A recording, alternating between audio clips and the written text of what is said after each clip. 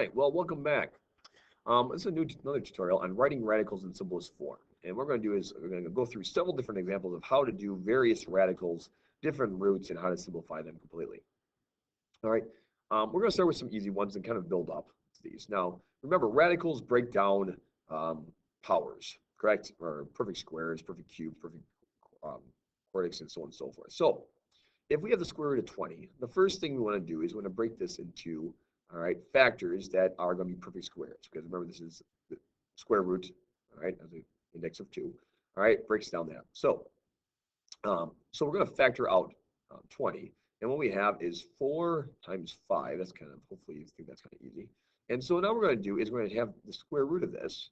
But essentially what we can do is using the properties of radicals, in reverse, we can take the square root of 4 times the square root of 5. So once we break that up, we can then separate these into the square root of 4 times the square root of 5. Well, the square root of 4 is 2 squared, all right, which means when you take the square root, it's going to be 2 times the square root of 5, and that, my friends, would be your answer, because 5, there's no perfect square, and so we're just going to leave it like that. All right, let's try this one.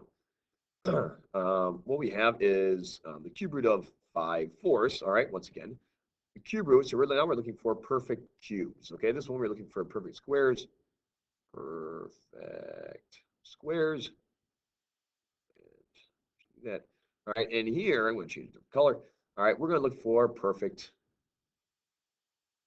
cubes. All right, cubes here. All right, so in doing so, 54 is going to be, I think, 8. Is there an 8 in the 54? I think there is. All right, 8 times, what is that? 7? All right, 8 times 7? No.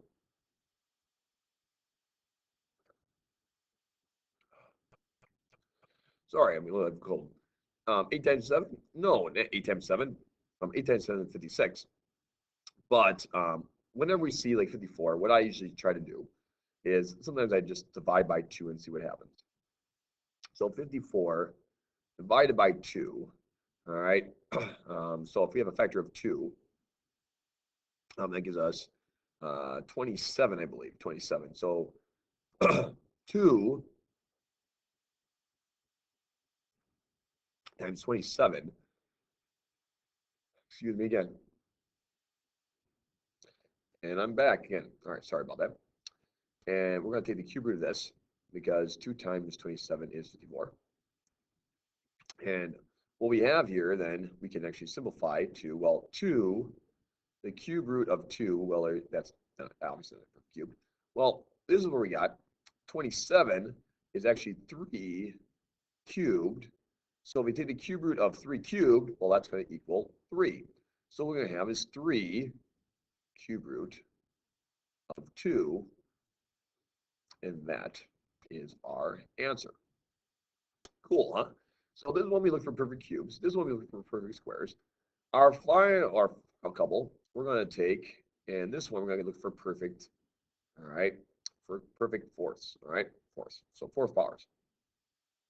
64, once again, we have to try to think of fours. All I can think about is 8 and 8. All right, that's 64. Now, that really doesn't help us out.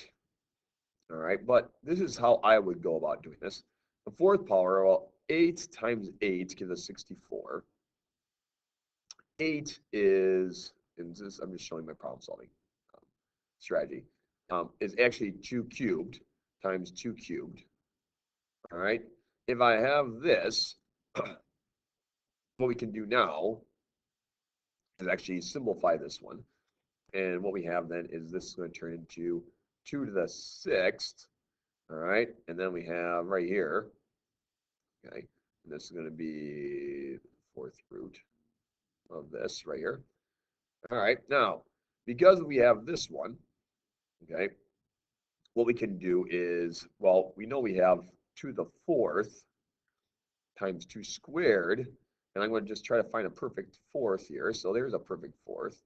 All right, and here we don't have a perfect fourth, but what we have then is going to be, all right, it's going to turn into 2. This is actually going to turn into, all right, then the fourth root of 4.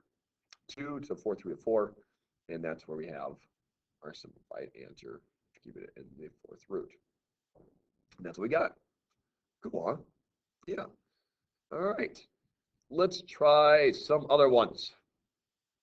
All right, now these are a little bit more complex, all right, because we have the 5th root and we have a fraction. Okay, so let's see if we can simplify this one. Now the 5th root, all right, we have, now these are for fractions. And what we're going to have is this right here. You know what I'm going to do? I'm going to stop there. I'm going to do a whole different tutorial on this one. All right, I'm going to stop right there. So I did the first 3 of simplifying, all right, one with the perfect squares, perfect cubes, perfect fourths, and how we would do that, and how we'd try to keep on bringing these into, all right, looking for perfect squares, perfect cubes, perfect fourths, until we can simplify completely. All right, my next one, I'm going to show you how to simplify when we have fractions. All right, so next tutorial, we're going to do that. So good luck and God bless. Hope this helps you out in some. So we'll see you in a bit.